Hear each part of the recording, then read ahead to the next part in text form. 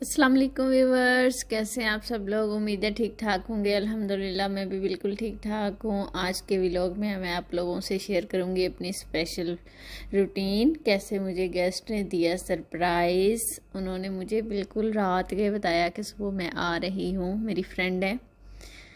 उस टाइम कुछ भी पॉसिबल नहीं था कि मैं कुछ ला सकती या क्या, मुझे सारा काम घर से ही सब कुछ अरेंज करना पड़ा जो भी था। सुबह साथ वाली मार्केट से छोटी मोटी चीज़ें तो मिल गई, लेकिन मीट वगैरह के लिए हमें दूसरी मार्केट जाना पड़ता है। यहाँ से हमें जो मीट मिलता है वो अच्छा नहीं लगता है। सुबह उठी तो मैंने स्टार्ट किया अपना काम, लेकिन उससे पहले मैं आप लोगों को दिखाती चलूँ। ये वाला केक वो मेरे लिए लेके आई थी। बहुत ही यमी था, बच्चों को बहुत अच्छा लगा, सबने खाया बैठ के।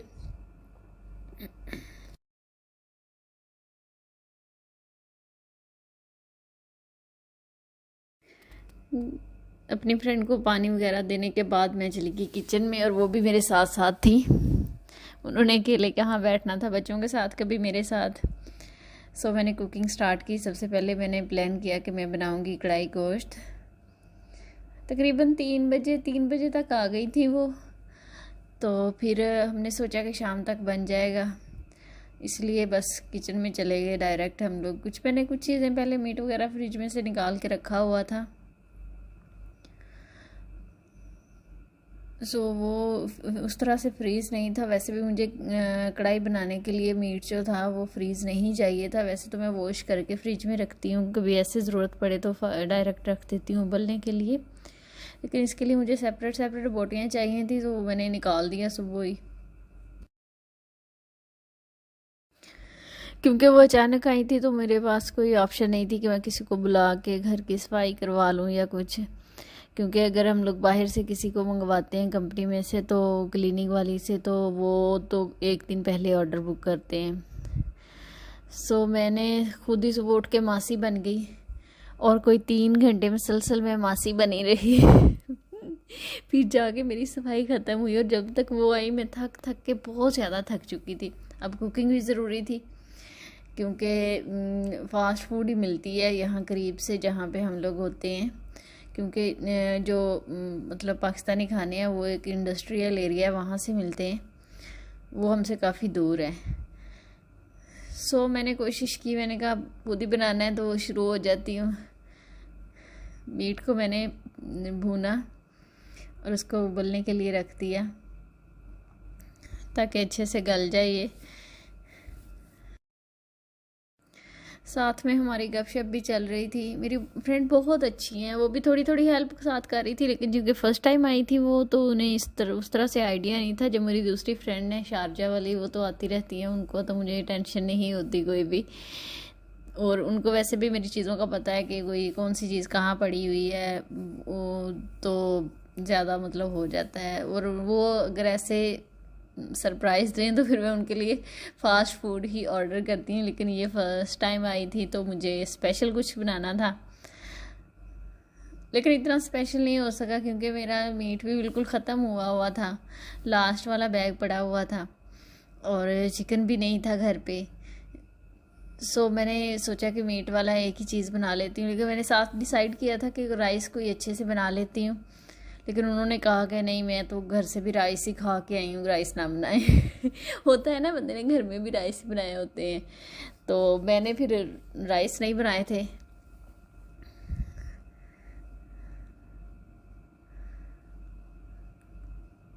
मीट को थोड़ा सा भून लिया मैंने। ये मटन कढ़ाई बनेगी मेरी, इसमें पानी डाल के रख देती हूँ। अगर आप भी प्रेशर नहीं यूज़ करते हैं तो आप बिल्कुल लो पे इसको रख दें, ज़्यादा टाइम नहीं लगता है। और गैस, कुछ लोग कहते हैं ना गैस बहुत ज़ाया होती है, बिल्कुल भी नहीं होती है। प्रेशर में अब हम लोग जब बनाते हैं तो उतना फ्लेम हाई रखते हैं, इस पे उतना लो रहता है। मुझे लगता है इस पे थोड़ी कम ही लगती होगी गैस। कढ़ाई हमारी बन गई, रेडी हो गई। मैंने इस तरह से कुछ व्लॉग बनाया है कि एक तरतीब के साथ चले। अगला जो काम था वो मैंने सोचा कि साथ में कुछ पैटीज बना लेती हूँ, ब्रेड पकौड़ा बना लेती हूँ। उसके लिए मैंने आलू काटे सबसे पहले, ताकि इनको बॉयल कर सकूँ। बच्चे इतने खुश हो गए हुए थे, बहुत ज़्यादा खुश हुए हुए थे, पीछे ही नहीं हट रहे थे, आनी आनी कर रहे थे। और वो भी बहुत ज़्यादा हैप्पी फील कर रही थी क्योंकि उनको 4-5 माह हो गए हैं यूएई आए हुए और वो इस तरह से कहीं भी नहीं गई हैं। हमें उन्होंने एक दिन बुलाया था, एक दिन पहले हमारी ईद पे मुलाकात हुई, उसके बाद एक दिन हम उनकी तरफ गए। फिर मैंने काफ़ी फोर्स किया, मैंने कहा आप भी मेरी तरफ चक्कर लगाओ, रूम में अकेली रहती हो। काफ़ी अच्छा, उन्हें भी काफ़ी अच्छा लगा था, खुश हो रही थी, कह रही थी मैं दोबारा चक्कर लगाती रहूँगी। मैंने कहा हाँ जी बिल्कुल, मोस्ट वेलकम, आते रहिएगा। क्योंकि जब आप अकेले होते हो ना, आपको किसी की कंपनी चाहिए होती है, और स्पेशली जब आप बाहर होते हो ना, तो आप सबसे उदास भी हो रहे होते हो। और ये यहाँ की बड़ा मसला है कि हम कह नहीं सकते घर वालों से कि हम उदास हो गए हो, क्योंकि ना अगर हम ऐसे बोलेंगे ना तो वो मम्मा लोग ज़्यादा परेशान हो जाते हैं, हाय बच्चे उदास हो गए और दूर हैं, फ़ौरन से मिल नहीं सकते हैं। तो यहाँ पे दिल लगाने का एक यही वो होता है कि बाहर चले जाओ, थोड़ा घूम फिर लो, फ्रेंड्स से मिल लो, गपशप कर लो, या फिर कभी कभी ज़्यादा उदास हो जाओ तो अकेले बैठ के थोड़ा सा रो लो। जो कि मैं अक्सर कर लेती हूँ, इससे ना दिल का बोझ हल्का हो जाता है। आलू बॉयल हो गए थे मेरे।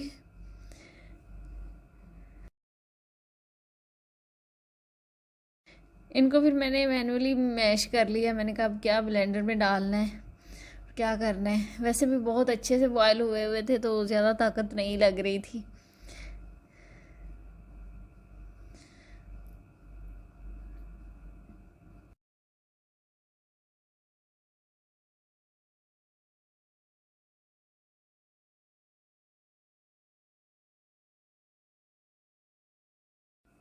अब इसमें डालने के लिए मैंने कुछ ग्रीनरी जो है वो हमारी रेडी करनी थी।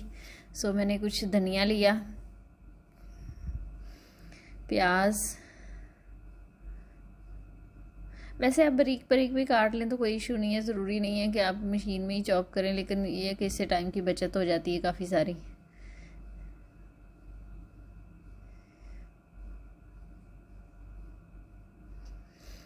ग्रीन चिलीज़ हैं।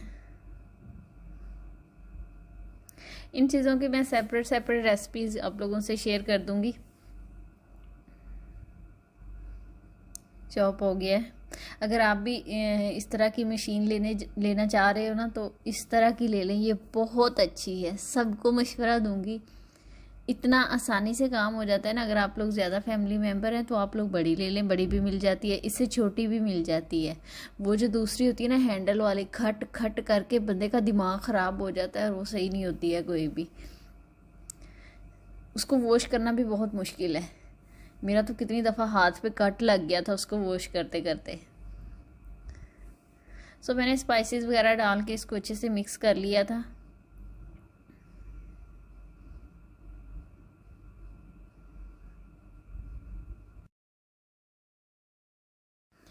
अब क्योंकि मैंने ब्रेड पकौड़ा बनाना था तो उसके लिए मुझे ग्रीन वाला रायता चाहिए था। उसको मैंने बनाने के लिए इसमें 1 चम्मच जो बने वो पेस्ट बना के रखा था ना आलू का, वो भी शामिल कर लिया, दही भी शामिल कर लिया, थोड़ा सा पुदीना और धनिया, ये सारी चीज़ें मैंने इसमें शामिल कर ली थी।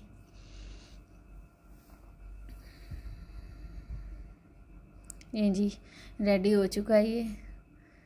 आप लोग पुदीना और धनिया का मिक्स करके रायता बना के देखें, इतना अच्छा कोई टेस्ट और खुशबू होती है ना, दिल करता है बंदा स्पून से ही सारा खा जाए। मैं तो अक्सर ऐसे करती हूँ, बना के रायता स्पून से बैठ के आराम से खा लेती हूँ। थोड़ी मिर्चें कम डाला करें, मैं तो वैसे ही बहुत कम मिर्चें खाती हूँ क्योंकि बच्चों के लिए मैंने बिल्कुल कम की हुई हैं। तो अब तो तकरीबन सभी फ्रेंड्स को लगता है कि इनके सालन में नमक मिर्च बिल्कुल भी नहीं होती है क्योंकि मैं तो डालती ही नहीं हूँ, बच्चों के हिसाब से बनाती हूँ।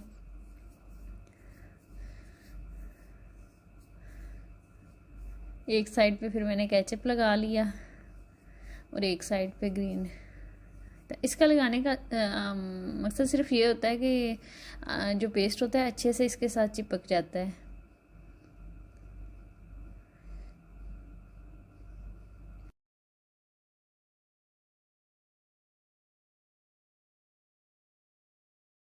मेरी फ्रेंड भी मेरी हेल्प कर रही थी साथ, और साथ अच्छे अच्छे मशवरे भी दे रही थी। ये नहीं था कि वो बिल्कुल बैठी हुई थी, बल्कि थोड़ी थोड़ी हेल्प कर रही थी मेरे साथ साथ।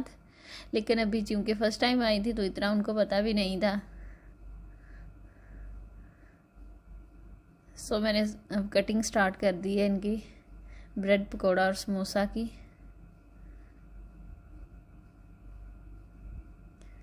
इसना इतनी खुश हो रही थी ना, कह रही थी मम्मा ट्रायंगल, स्क्वायर, उसे तो सारी शेप्स नज़र आ रही थी क्योंकि हमने डिफरेंट चीज़ें बनाई थी। तो वो तो चीज़ों को देखते कितनी हैप्पी हो गई। मेरी नेबर है ना, वो मुझे अक्सर ही कुछ ना कुछ भेजती रहती हैं। सो मैंने डिसाइड किया कि मैं थोड़ा सा ज़्यादा बना लेती हूँ, कुछ उन लोगों को भेज दूँगी, कुछ हम लोग खा लेंगे, क्योंकि हम लोग तो 2 ही लोग थे, हमने कितना खाना था, एक एक खाने से हमारा पेट भर जाना था।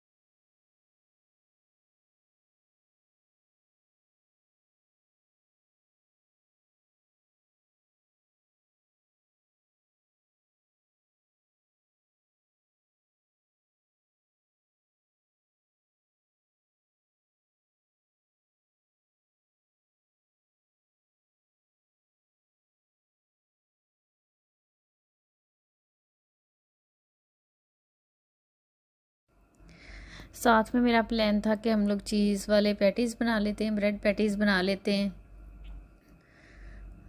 सो वो भी साथ फिर हमने बना के रख ली, फिर एक ही दफ़ा फ्राई करने थे। तो इसके लिए ब्रेड को पानी में भिगो लेना है और अच्छे से पानी इसमें से निकाल लेना है।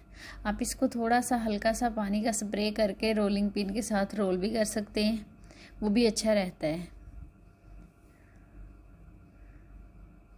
सो इसकी फीलिंग की मैंने इसके अंदर रखा, पहले पेस्ट बनाया हुआ था और साथ में कुछ चीज़ का मज़ा बहुत ज़्यादा आता है इसमें। ये हैवी हो जाता है, कभी कभी बनाना चाहिए क्योंकि ये डीप फ्राई होता है। सो बहुत कम बनाती हूँ।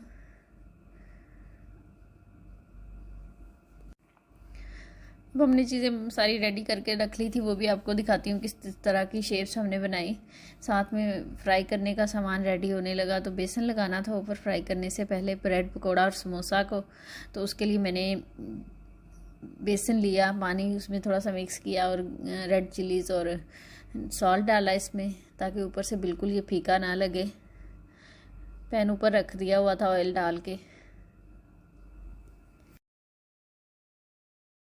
अब इसे मीडियम फ्लेम पे इसको फ्राई कर लेना है, क्योंकि इसको जो है ना बिल्कुल लो पे फ्राई करने की ज़रूरत नहीं है, क्योंकि इसके अंदर जो पेस्ट था वो पहले ही पका हुआ था, आलू गले हुए थे, कोई चीज़ कच्ची नहीं थी। बस इसको ब्रेड को ही फ्राई करना था ऊपर ऊपर से।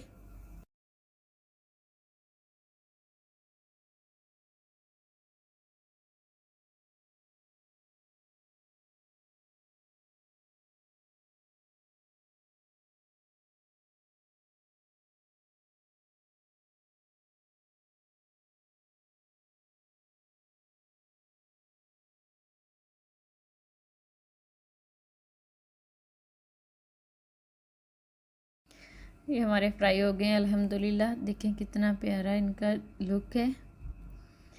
सो पैटीज फ्राई करनी शुरू कर दी हमने।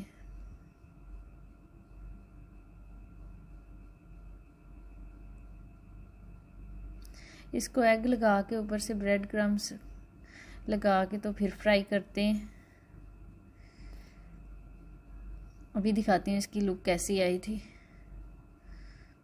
इसको हमने गोल स्क्वायर और जो पॉकेट्स नहीं होती छोटी छोटी, वो वाली बनाई हमने। इसकी राउंड बनाया, पेड़ा जिसे कहते हैं वो वाला, और हमने रोल की शक्ल दी।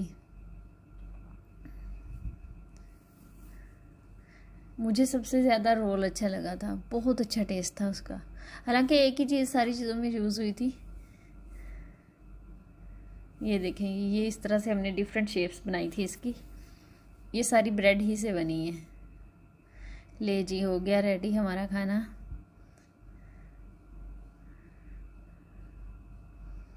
इज़रा इतनी हैप्पी हो रही थी कि आने के साथ बैठ के हम लोग खाना खाए थे। पहले अकेले खाते होते हैं ना हमेशा से, क्योंकि शाम को इनके बाबा घर पे नहीं होते हैं।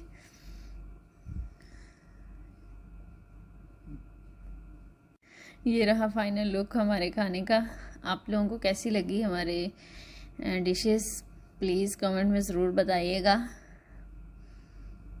अब इजना बातें सुना रही हैं। इजना को तो शेप्स नज़र आ रही थी और वो कह रही थी पिज़्ज़ा है, और ईशाल ने सारी चॉकलेट खुद को लगा ली हुई थी और वो ज़रा पीछे ही खड़ी हुई थी। वो कह रही थी मैंने कार्टून देखने, मुझे हॉल में बैठ के खाना खिलाया जाए।